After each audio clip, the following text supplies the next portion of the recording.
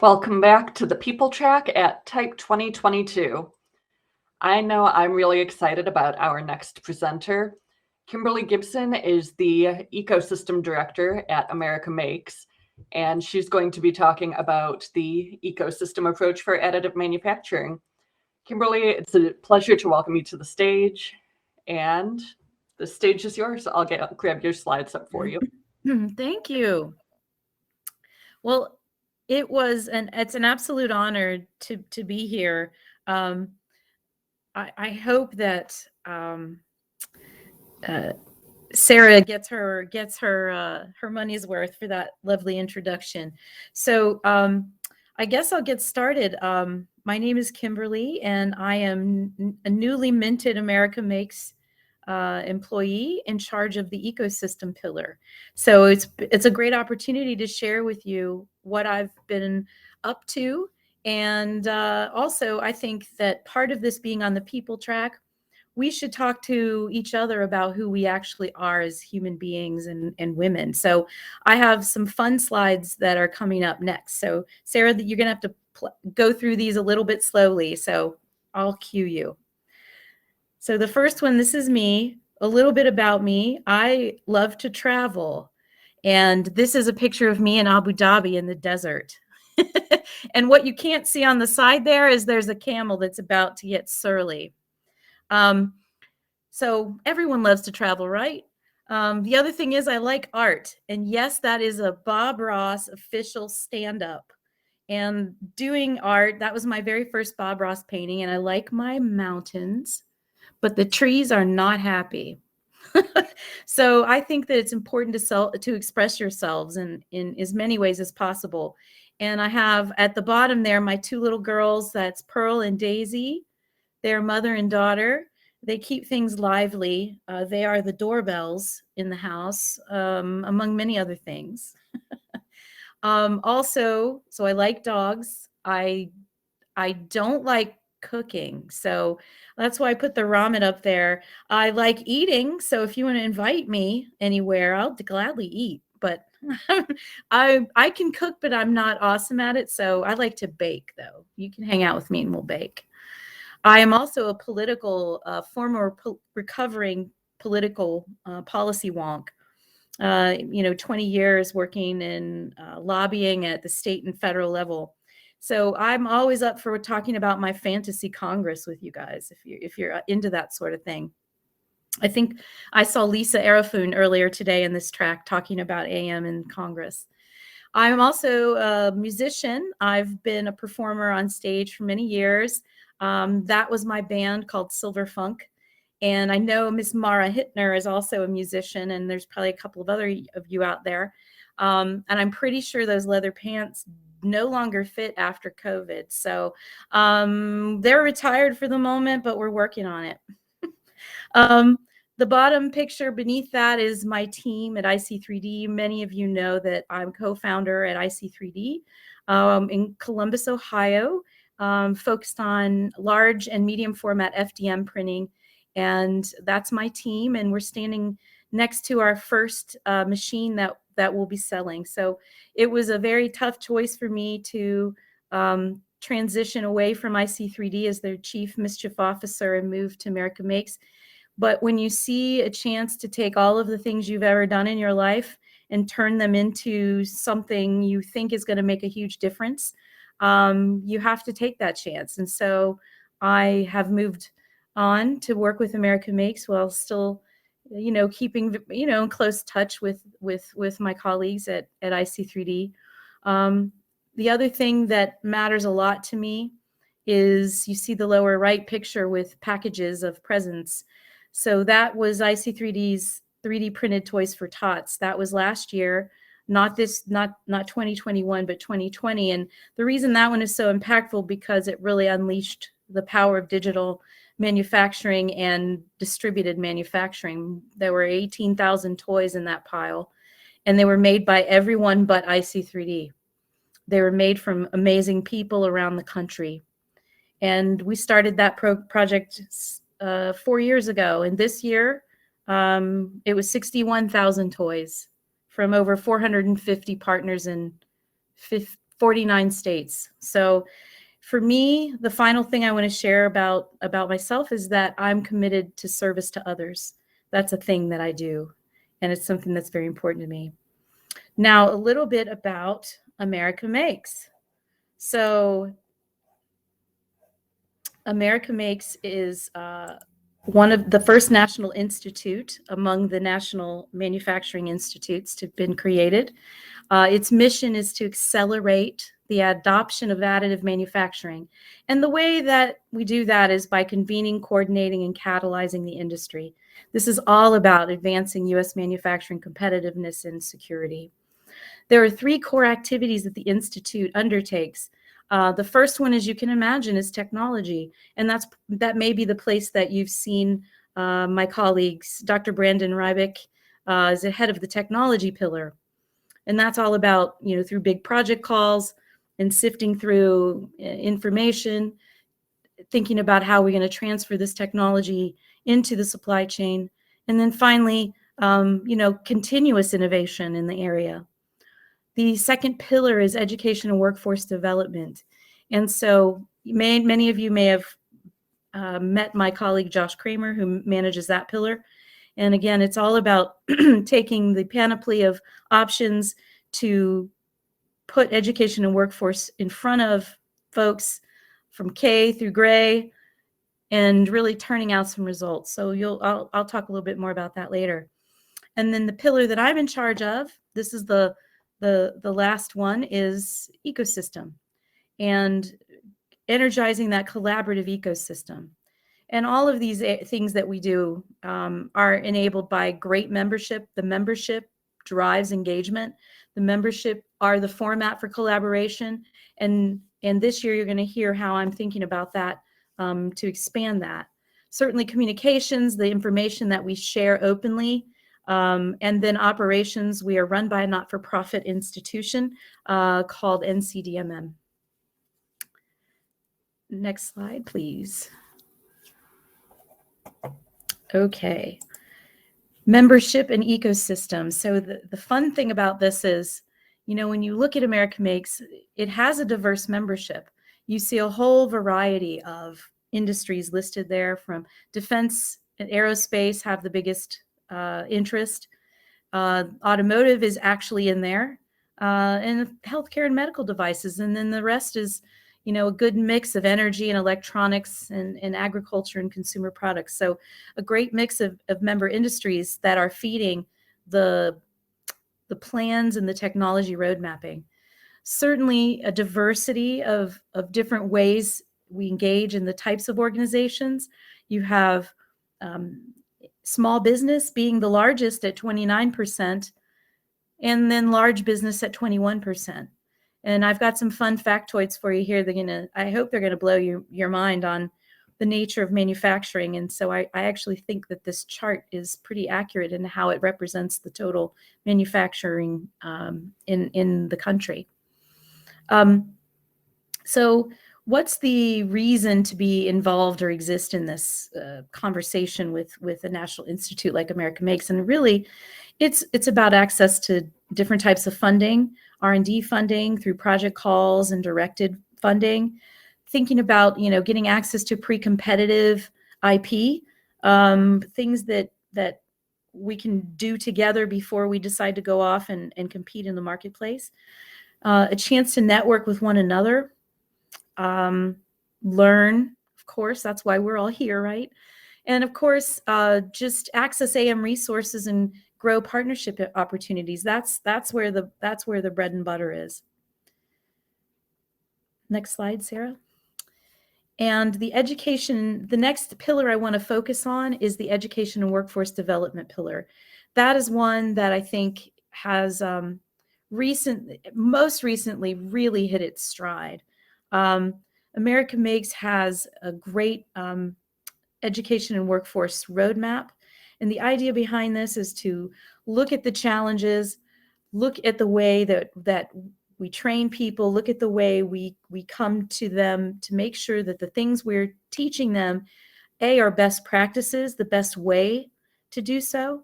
And depending on what kind of worker they are. Is this a STEM area? Are we talking about curriculum? Are we talking about just raising awareness and knowledge? Or are we talking about measuring competency and skills, whether that's through classroom type learning or e-learning?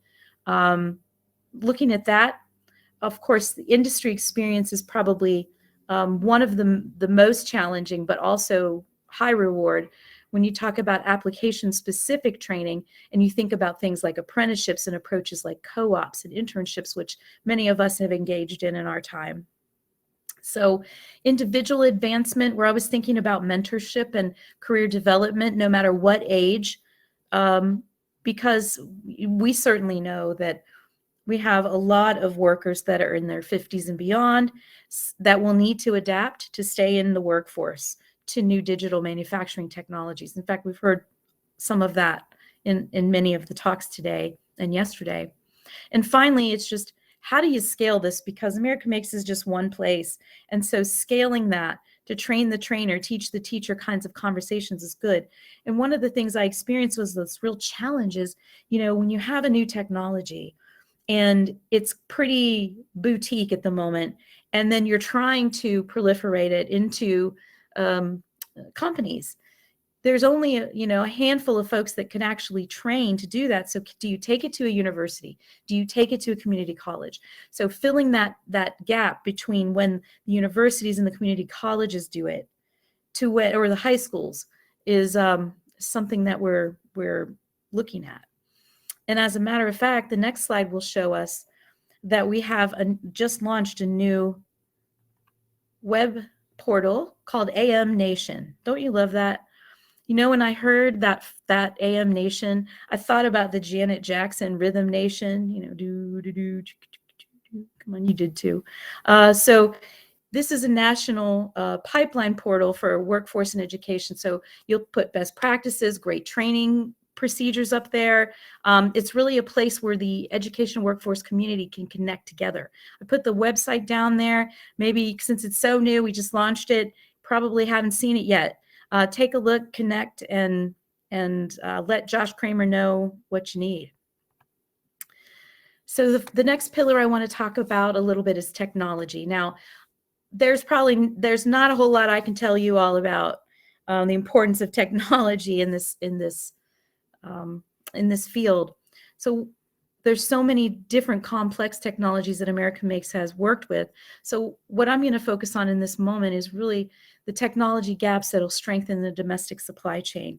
Of course, Department of Defense is our key collaborator and key funder in these efforts of strengthening warfighter capabilities and all around making sure the industrial supply base is robust is super important. So looking at design for additive, tolerances, post-processing, inspection, and cost and rate reduction. So this is all we think about. We live and breathe this every day, and pushing this into the supply chain is really, really important. And the next slide will show us how we do that. America Makes does a lot of road mapping. Road mapping is critical. So the Department of Defense has an AM roadmap that they maintain for their specific needs. America Makes memberships have their own roadmap for technologies, and the education and workforce, all the members contribute to those roadmaps, whether that's incremental improvement or getting down to basic principles to rethink a problem or a system entirely. The last one I want to focus on is the AMSC roadmap. And the reason that's really important to our topic is because that's about how we standardize things.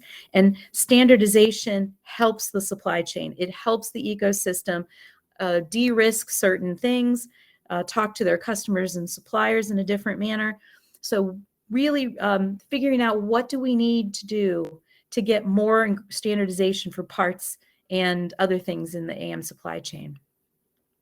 So here's the fun part. You remember those stats that I promised you? That's the next slide. So why should we take an ecosystem approach? I want to say, before I launch into the data, which you can see on the screen, is that I feel we're really blessed in this nation to have the freedom that we do to think and do. And we're really blessed to have that spirit of the possible when it comes to business. And we're blessed that you can register with the Secretary of State in your state For $125, you can create a company and begin manifesting your ideas and see if anybody wants to pay you for it. That is super cool. It is not the same in every country. It's not that easy to start businesses. And so the reason I brought that up is because there are more than 32 million small businesses in the US, and 81% of those firms have no employees. That means they're single proprietors. So, you started an LLC and it's just you. 19% of those small businesses have paid employees. So really the level of, small business is a huge category, and you look at that number, but it starts to look at, 6 million is a little more manageable when you think of who is actually paying people. And it's also interesting that there are over 20,000, or I should say just 20,000 large businesses, anything over 500 employees. So the majority of manufacturing firms, this is what I want to focus on, are quite small. While there are more than 246,000 firms in the sector, all of them, all except 39,000 firms are small. And in fact, 3/4 of those firms have fewer than 20 employees. I don't know about you, but that blew my mind. And I think what it shows is that the complexity of the task, whether it's as a small business yourself, to find that customer, to find that technology implementation, to de-risk it, or if it's simply as a person that's trying to work inside those businesses and help them, how do you get to them? It's a challenge. It's very spread out. So the next slide we'll talk about which industries are championing AM today. Those industries, certainly we know academia, and a lot of us have stuff in our mouth from the dental industry that was additively made. They have really embraced it. Certainly our government and military have. Aerospace has. I would like to add space. While I realize that's supposed to be contained, I think we're going to start to see even more talk in the space area when the Space Force really gets going with some of their technology development efforts. Certainly medical, and medical is been doing things in additive. We all know that. We've heard great examples, but there's more that can be done. And so thinking about which industries could move forward. So auto, had some conversations with them. They're very interested. They're doing some things here and there, certainly with sports car platforms, supercar platforms. But I think, how do we scale additive in the auto sector? It's a really big challenge. And certainly power, energy, and 3D construction. So this is the marketplace. These are the opportunities. And the supply chain will be dramatically impacted as AM gets incorporated into these areas.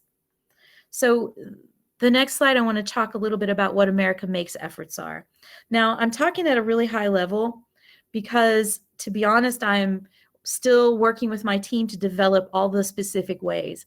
But what I want to share with you is directionally where I'm headed and what our thinking is.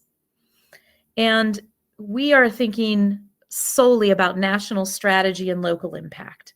That's super important. We need a big guiding force, but honestly, you saw the makeup of these small businesses.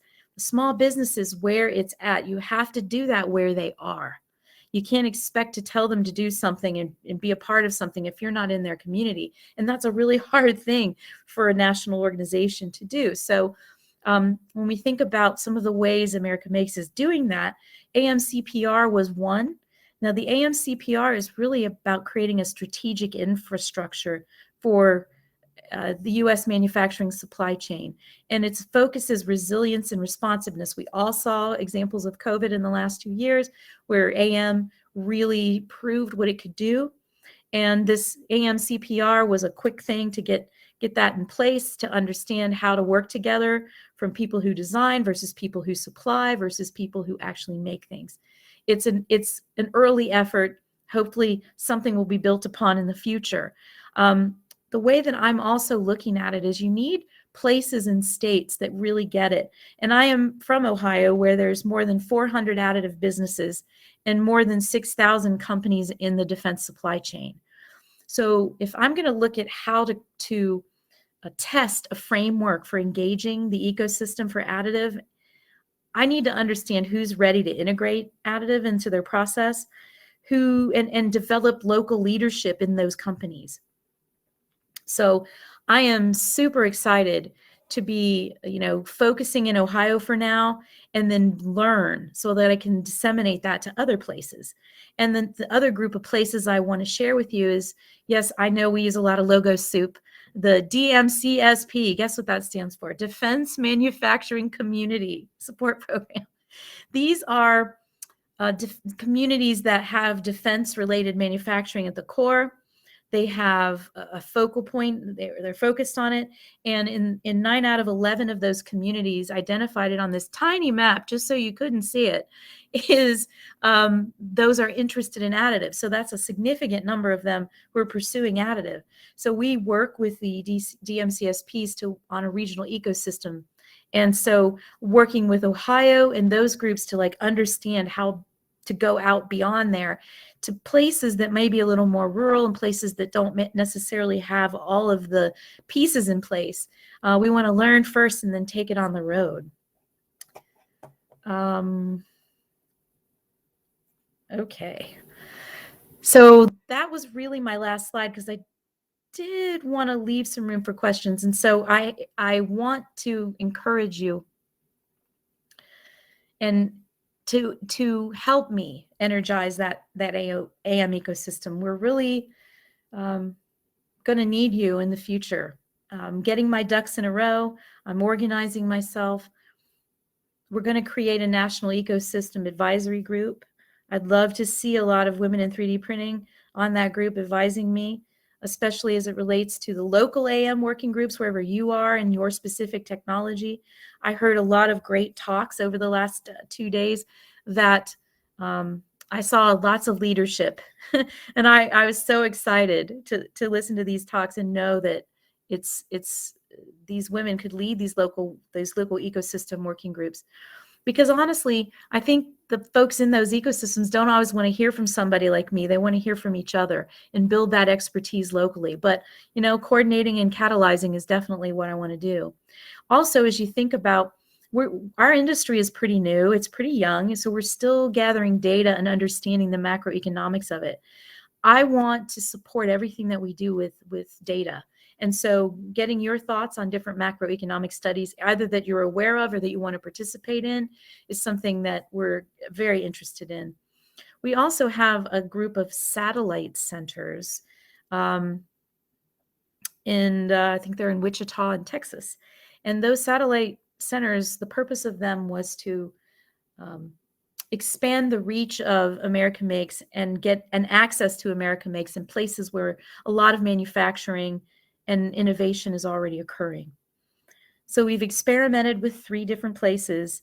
I think it's time to scale that and expand it and understand strategic industrial verticals where we should be. And again, it's all about place. I'm so excited that Sarah asked me to be in the people track, because I do think that everything I've been talking about here, it's really about people. It's about engaging with people and making it better for all of us. And so, at America Makes, I think we have 25 staffers, and I'm right now the only person solely dedicated to ecosystem. So you can see with those big maps, it's going to get crowded pretty fast. So I look forward to entertaining any questions you have. I also see that Cynthia has put the satellite centers up there. Thank you, Cynthia.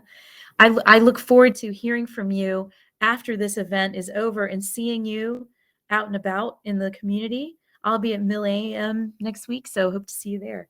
But last slide is my contact information, and just absolutely glad to have this time with you.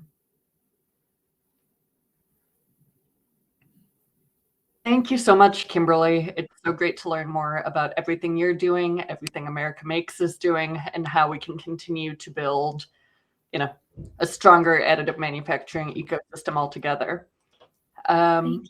You've been very thorough. We only have one question in the Q&A right now. Oh no! Too thorough. You got to leave more holes. Sorry. Let's not examine that statement. So you have chemicals in stasis, but it is the chemical industry supports the feedstock for the materials industry. Perhaps they could be rated as a support player, says Carol McDonald. I love that idea, Carol. And I think it's important to share that that's a very real need. And to understand, obviously, when you're talking about polymers specifically, but the chemical industry using different ways to manufacture things is also looking at additive. And so I don't claim to be an expert on that area right now. But yes, I like that very much. And I think we would also, I didn't mention this because we're really trying to figure it out, but I've been getting a lot more interest in the idea of recyclable and reusable and reclaimable materials in additive. And as we continue to develop boutique materials that have, additives in them, such as, fibers or glass or who knows what, the idea of reusability and recyclability starts to enter into the mix. And I know we're still trying to perfect our technologies and deploy them. So raising another variable is the last darn thing anybody wants to do. I just think it would be irresponsible of us not to think about how if we get our dream and additive becomes something we use every day, we better understand before we unleash the Kraken that there's a way to reclaim and reuse and recycle this stuff. Because I would be very unhappy as a citizen and as a human if that didn't happen. So I know we'll be looking at that, but who knows if it'll be a focus or not. We got to see if you guys are interested. I think the people are interested. Another question popped up asking, where does sustainability fit in AM ecosystems? So. Oh my goodness, how prescient. I'm not looking at the chat, so I couldn't see. So I think that I think it does. And so as I just said, I believe that in polymers especially, we as an industry, it's incumbent upon us to get a handle on this, to understand the reusability. And it could be that, for some uses, you cannot recycle AM materials. It could be we have to create a whole nother recycling regime. It could be, and I will tell you this, then my local solid waste district, I was very excited to talk to them because I knew everybody. And I was like, oh my gosh, they're going to be so excited. We can help them recycle the water bottles out of the landfill. Maybe we could do a little project, blah, blah, blah. I was shocked to find that they were not interested at all because they make their money on tipping fees. And so it's just a sad state. So my excitement was immediately dashed. And I realized that there's so many bigger systems at play here that, it's going to be hard, but I know we can do it. I will also say that, it's not just about polymers. It's about understanding metals. There's some things that maybe we can't recycle or reuse for additive, for manufacturing, but maybe there's somebody else who could use it. And I'm familiar with this concept called byproduct synergy networks. And the idea is that one man's trash is another man's treasure.